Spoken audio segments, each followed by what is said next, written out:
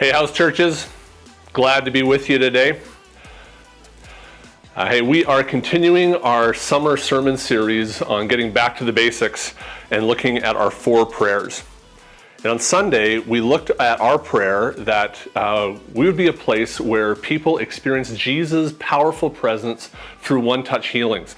When I think about my question mark heading into this text, it's a pretty big one, but a really simple one as well. How do I preach about healing when I know that people have some pretty big disappointments and confusion around the whole topic? I shared the story about how my brother, his heart stopped when he was in a hospital after an operation, and how we've cried out for healing to God, but he never revived again. And that was my story, and it's just one of many stories that are out there.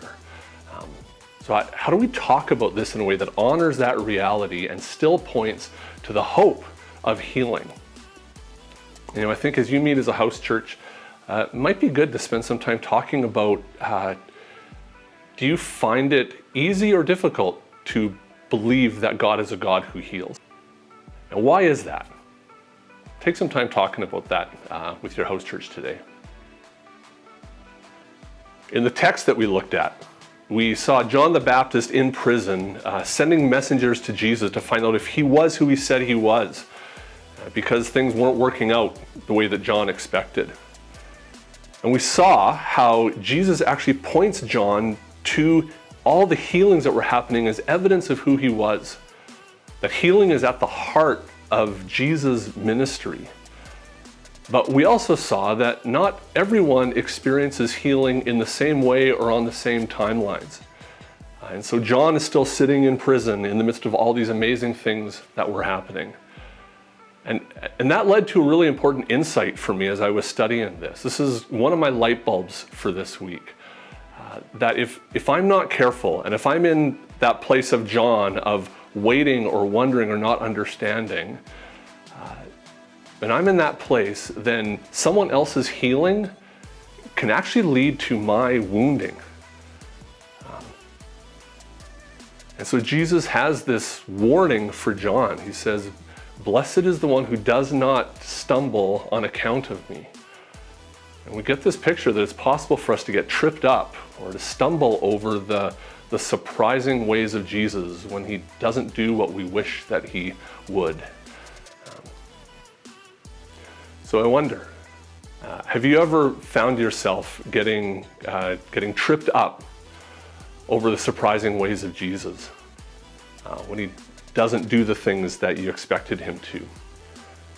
Maybe that's something that you can explore with your house church. And what did you learn through that, on the other side of that?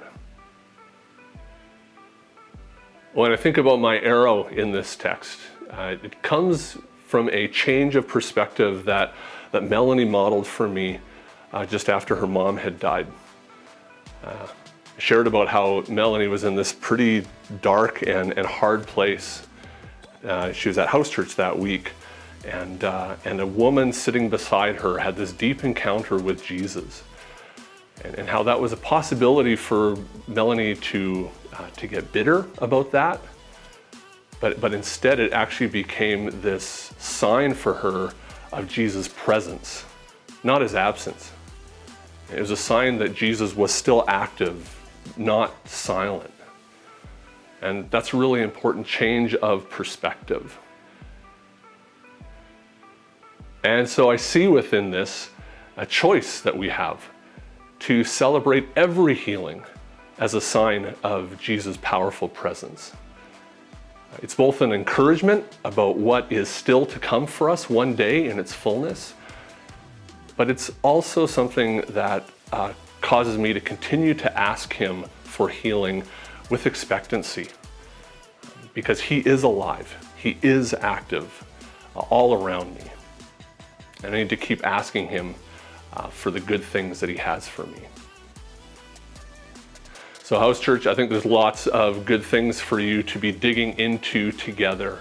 So bless you as you talk together and as you pray for one another. Have a great week.